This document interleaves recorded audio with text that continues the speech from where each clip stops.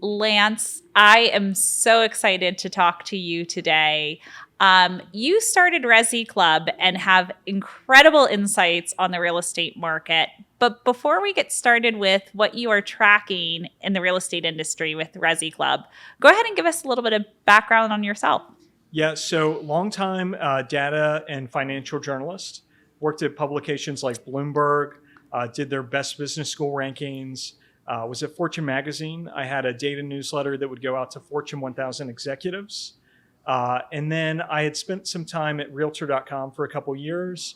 I was going to leave journalism and become a data scientist. And when I was there, all of like my, courses that I was taking outside of work and all the analysis that I was doing, I was using real estate data, right?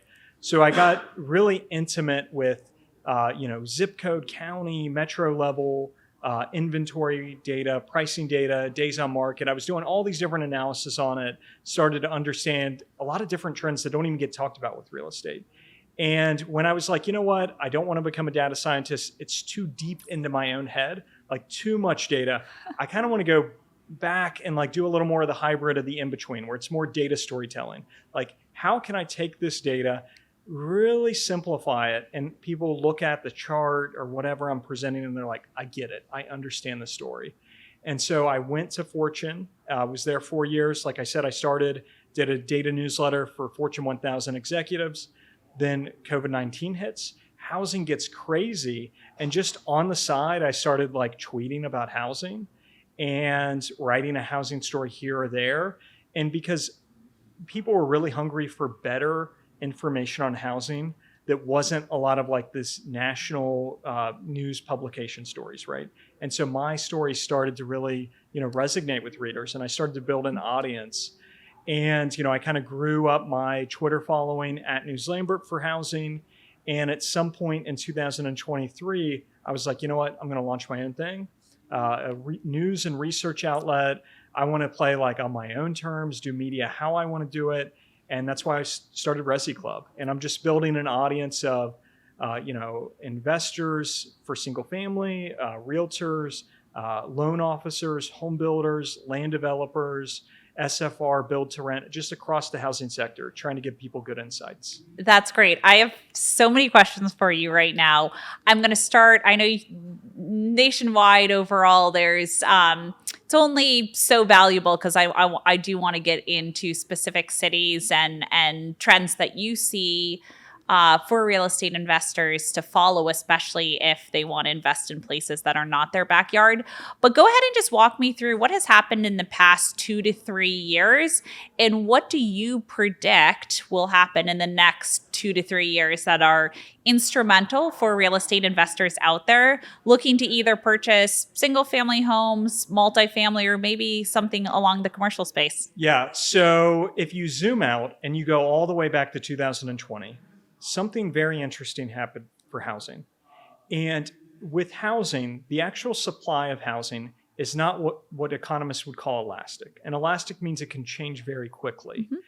And so supply, the total housing stock, cannot move very quickly. A lot of the stock is 50 years old, 70 years old, even in some places 100 years old in the Northeast and Midwest. And so it can't change quickly. But housing demand is very elastic. It can be very elastic. And during the pandemic, you saw a huge acceleration in housing demand. Some of that was work from home. People who, were living in New York City, San Francisco, Seattle, could go and, take those higher incomes and go buy in other places like Boise, Austin, what economists would call work from home arbitrage. So that occurred. Then even the markets that lost people, New York, San Francisco, Los Angeles, Seattle, even in those markets, there was still an acceleration for demand because there was an increase in household formation as there was an elevation in demand for space. So roommates who in New York, for example, maybe see each other 2 or 3 hours a day, right? Started to see each other 16 hours a day. Yeah. And they were like, you know what? Because they're working from home. And they're like, you know what? I can't stand this person. And, with the stimulus money and, stocks and assets ripping, there was a lot of a increase in the household formation, 1 million more than you would expected, right? And so that increased demand for space, even in the markets that lost people. Then there was the stimulus money and the ultra low rates that came into the market, right? As well. So it increases cash flow, prices are ripping, rents are ripping, more investors are piling into the market.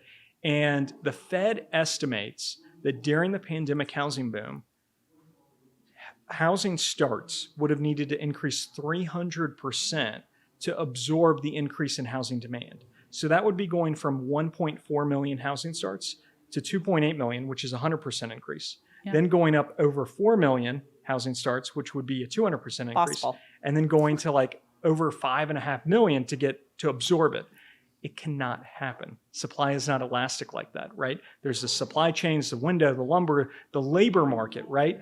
Only so many people know how to do all of the different things that go into building a house, right? And it takes time to teach people. So supply isn't elastic. And because supply could not absorb demand, what happens in economics is prices overheat, right? Not all of that demand can get into the market, right? And so who gets to actually transact, the demand that gets to transact is the demand that will pay the most. So prices overheated. And so during the pandemic housing boom, within 18 to 20 months, home prices went up nationally 38, 40, 42, 45%. It soared up. And in some markets went up 60%, 70%.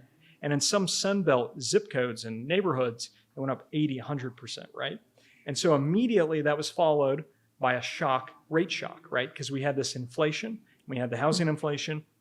And so a rate shock occurs as the monetary policy meets where where the market had went for inflation and where the market also for labor because it was so tight.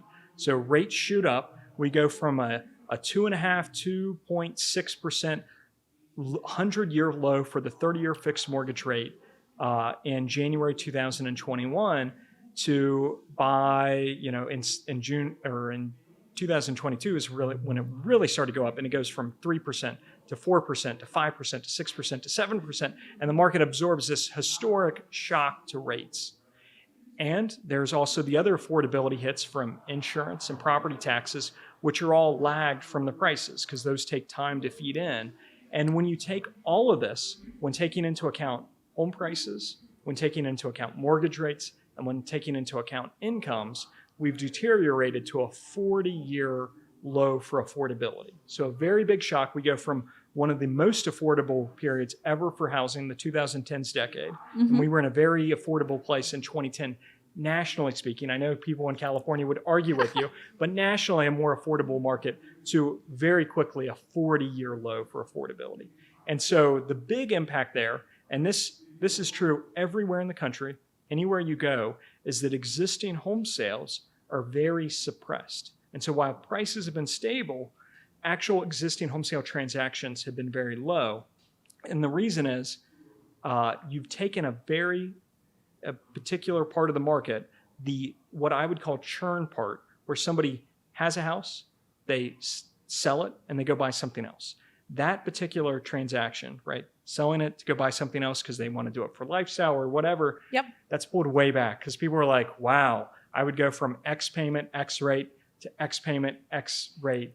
And it's like, for some people that could be $800 more. It could be $1,500 more. It could be $4,000 more, depending on what price we're talking at.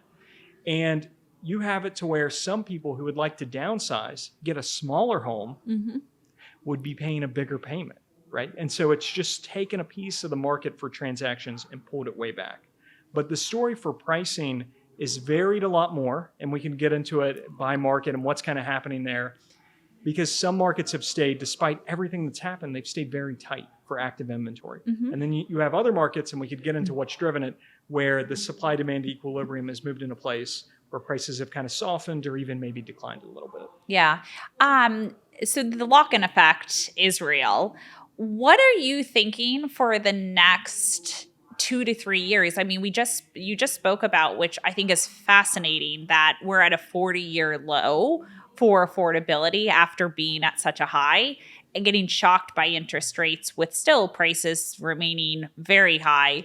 What do you think is in the future? And predict beginning of 2026, 2027. And do you think anything will give, and will prices give at all? Yeah. So with affordability, unless the economy were to really weaken and the labor market, we would start to see unemployment shoot up quickly. The financial markets for the long-term rates are probably going to stay high relative to where we've been. The 6.5%, 7% mortgage rate. Yeah, maybe we get the spread down a bit. Maybe it gets down to 6, right? Maybe it gets to high fives, but that's a lot of speculation, right? Yeah. And so even if that did happen, affordability would still be constrained. And on the other side, incomes can only rise so much so quickly. And then with prices, yeah, we've seen it soften and go down in some markets, but in a lot of markets, it's still fairly tight. Mm-hmm. And you don't have a lot of these distress sales and stuff that would bring down prices. So I think with affordability in 25, 26, 27 nationally, affordability is still going to be an issue. It's just where the market is. Yeah. And so with transactions for resale and existing homes, I think over time, because think of it, the lock-in effect like a switching cost, right? You're going from one rate, one payment to another rate, another payment, right? And initially, right out of the gate, when rates shot up, the lock-in effect would be the strongest, right? Because right then when it went from 3% mortgage rates to 7 in 2022, that's when that payment shock occurred, right? Yep. But over time, as people's incomes can rise, and then the psychological side for switching costs, maybe you have another kid. You're in a 2-3 bedroom house and you go to 3-4 kids, right? And your spouse is starting to get a little unhappy with you because they're like, hey, we really need more rooms for these kids. And that starts to be a psychological cost, right? Where that person is like, you know what? Yeah, that difference for the payment sucks, but because these psychological costs for me are starting to mount, or I need to move to be a little closer to work, they might be more willing to do it, right? And so I think over time, and if you can get incomes to rise, maybe even rates come down a little bit, that switching costs will slowly become less of an issue for the housing market. And so we saw this in 1978 and the late 70s when rates shot up a lot during that inflationary period, and we got to 18% mortgage rates in 1981. What occurred is the high from existing home sales in 1978, it took 12, 13 years to get back to it. Right? It took a long time. And so I don't think it'll, I wouldn't even use 2021, that high 6.1 million existing home sales. I wouldn't even set that as a target to get to. But I think a target of like 5.3 million existing home sales that we saw in 2017, 2018, 2019, I think over time we will grind our way back there, but it's going to be a grind. And right now we're at like 4.1 million existing home sales. Yeah. And it's such a good point. History repeats itself, maybe not to the extent of those great inflationary years, but history does repeat itself. And then you also mentioned at the beginning of real estate, things happen very slowly. It's not, you can't adjust things very quickly. And so I think it's very well taken that this affordability problem and people getting locked in to their existing rates and not being move-up buyers is a real problem that we'll see. I want to talk to you also about just real estate investing in general. So knowing this and knowing where we are, and it takes a while for things to change, do you think right now is a good time to buy a rental property? So I think with the rental property investments, a lot of it comes down to cash flow, right? Where are the places that you can still find cash flowing properties? And there are markets out there, and there are places where that is still there, and there are still segments of the market.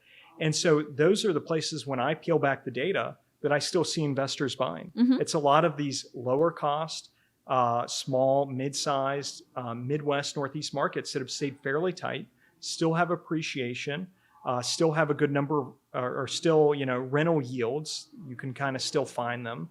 And so there's still investment there. And if you look at a lot of the institutional investors, they have pulled back from the markets because, they have a harder time making the numbers work when you take in prices, when you take in where the rate environment has got to, where you take into effect where maintenance has got to, and all of that. but it's because they are, the institutional side, competing against yields across the financial system, right? So when institutional capital deploys, it's not just looking at, can I make the numbers work for single family? They're looking at, how does that compare to multifamily? How does that compare to industrial? How does that compare to, different segments of the economy that are out of real estate, right? For yields. Like right now, the 10-year treasury yield is like at 4.5%, right? So treasuries become competition for institutional capital. But that also means that some of the smaller investors, they're not playing against as many of the big dogs, right? And if they can find arbitrage in the market where they know their niche, they know their market, there's opportunities, right? Still out in real estate today. I'm going to ask next, this is great, the question that I'm sure all of our listeners want to hear. Where are these markets where you can cash flow? What are some of the markets that you are seeing that maybe an investor should double click into? Yeah, so when you look at the data, the places that still have appreciation, still have like gross yields that investors can find, you'll see places like Buffalo, you'll see places like Rochester, New York, you'll see places like Pittsburgh, Cincinnati, pockets of Indianapolis, maybe even like Toledo, some outskirts areas of Chicago, although that becomes a whole other issue because Illinois, has property tax problems and stuff like that. They can become a risk. And those are also markets that not only are they very tight for active inventory and prices are rising, but they have less of the risk from the insurance side, which we could get into later if we want to. And so less of less of a risk for insurance shocks in the coming years. I'm so glad you just brought up insurance. I have a couple of questions. So you didn't mention any Sun Belt states. Talk a little bit more about why those may not be as great of an opportunity, and then talk about insurance. And I'm going to bundle those two together because I recently was talking to Darren over at Steadily, and he had mentioned the number one on the insurance side that people don't think about is not hurricanes or fires, which has been in the news, but actually hail. And so it's interesting because some of those cities you mentioned, I would assume, have a higher chance of having hail than Los Angeles or the Sun Belt states. But talk to me a little bit more. What's going on with insurance with these markets and what's going on with those markets, the Sun Belt states in the South, more recently? Yeah, so the U.S. housing market has passed through and is still passing through in some parts of the country what I would call a home insurance shock, right? And so a lot of this is driven by replacement cost and construction costs going up so much. During the pandemic housing boom, home prices go up 40, 50% in a lot of markets. Construction costs also went up in a lot of parts of the country, 40+%, right? And so when you do have a damaged property, it costs a lot more to replace it, right? The replacement costs have gone up. And so that has to feed into insurance. So you have this housing and construction inflationary shock, and it takes time to feed over into insurance. So across the country, that's feeding into it. And that's why insurance premiums have still went up in a lot of pockets of the country that you wouldn't think of for home insurance, right? Going up, right? Because, the construction and replacement costs have went up so much. But there's other factors as well. And the risk scenarios for disaster and climate, all of that is feeding in. And there's been an increase in construction into the very particular parts of the country where there is the most disaster risk, right? So we build a lot of homes in Tampa, right? We build a lot of homes in Cape Coral. We build a lot of these homes around the Gulf and in the Southwest where more of this risk is. And so that also plays into effect. And so I'm close with a guy named John Rogers. He's the chief data and analytics officer at CoreLogic. And he has a team of 200 meteorologists and data scientists. And they analyze insurance for every individual residential and commercial property in the U.S. Wow, every single one. And so that data gets sold to insurance companies, right? So you can kind of see in some of their data, some of this risk and some of it going forward, and it's still going to be an issue for insurance. And then if you look at some other analysis by places like First Street, which I'm about to publish this data over at Resi Club for my pro members, it's the predicted increase in home insurance premiums for every county in the U.S. for residential over the next 30 years, from 2025 to 2055. And a lot of their risk where, you could go up on a real basis 300% plus for insurance are going to be a lot of these coastal parts of Florida, right? And if you look at the data for a lot of these Midwest markets and some of these plain states, that's where there's much lower risk for the home insurance premium shocks. That is super interesting data. So what you're telling me, Lance, is I can get from you what is an expected insurance premium and see it over the years for a particular market. So when I put together my pro forma to know whether or not this is a good market to invest in real estate, you can help me analyze that insurance cost, which right now I think most investors have as the one variable that could bring them to either cash flow or not cash flow. And because it's gone up so significantly, they've had to pull out thinking something was a good deal and it wasn't. But you now have this data for us. Yeah, correct. And so at Resi Club, I have data stories looking at, where is home insurance premium forecast, right? I have forecast for regional home prices. I have, inventory looks across the country. For 800 metros, 3,000 plus counties. I do some zip code every once in a while, and I also have data on how much home insurance has gone up by county, right? Where it is by county, and then also, and this is a key number in my opinion, the non-renewal rate for insurance by county, because that's also suggesting more upward pressure on some of those counties as well. Wow, that is incredible, because I haven't heard of anyone else who has this information. And also I find that interesting, you working with the CoreLogic team and talking to them about coming up with an insurance premium per property. Because one of the questions that I have is, hey, okay, I have a rental in, let's just say, the middle of Florida, which I have less of a risk of hurricane damage by the time it gets there. My understanding was potentially I would still have high rates because it's in Florida or in some certain kind of bundled location geography. But what you're telling me is insurance providers now can be like, no, actually, that property does not have as much risk as one in Tampa, and I could get a better insurance rate than the others. Are insurance companies doing that today where they're looking at it at the property level? Insurance is going to get way more sophisticated. Great. It's going to get much more data driven.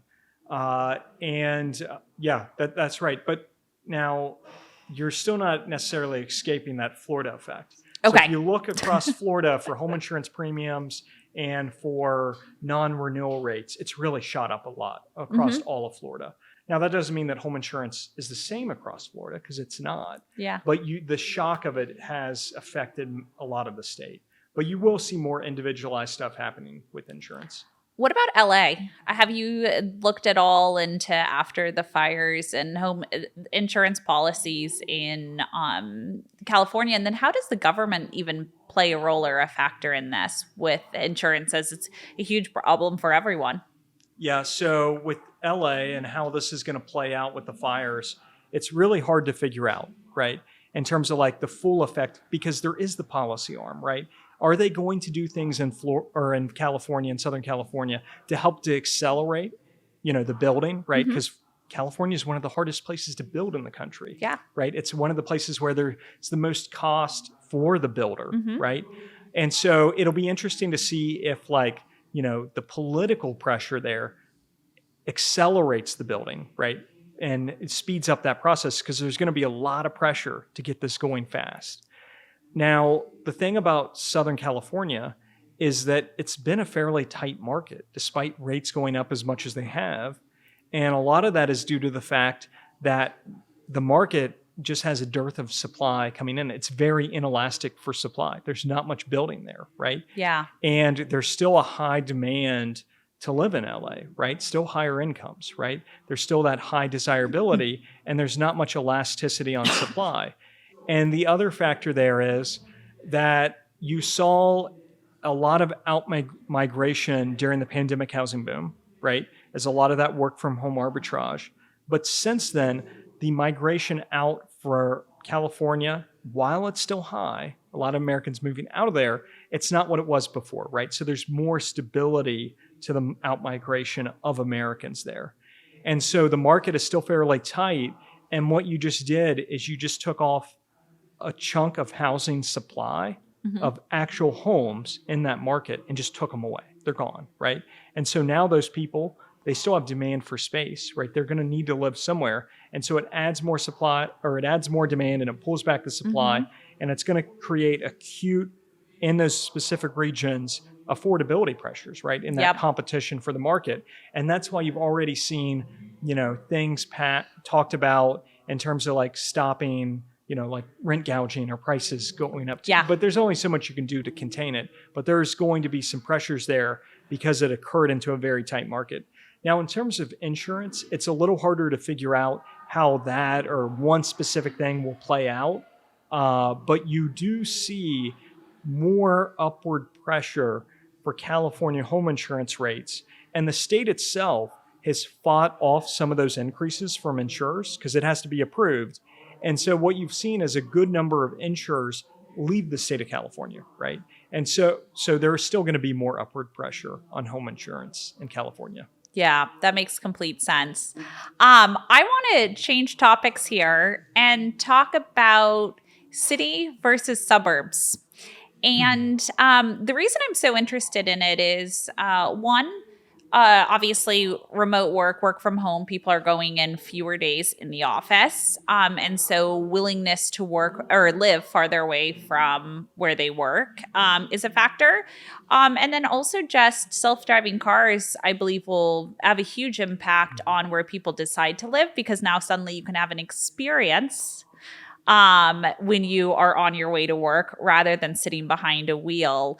And so I'd love to just hear a little bit more from you of what you're seeing with suburbs versus cities. And do you have any sort of projections for the future of what will win and really hit a home run with appreciation? So when you hear about a metro area, right, a metropolitan area, which is calculated by census, really what that is, and I'm going to get to your question, and I'm just going to take time, but what that really is it's a job market and it's a housing market, right?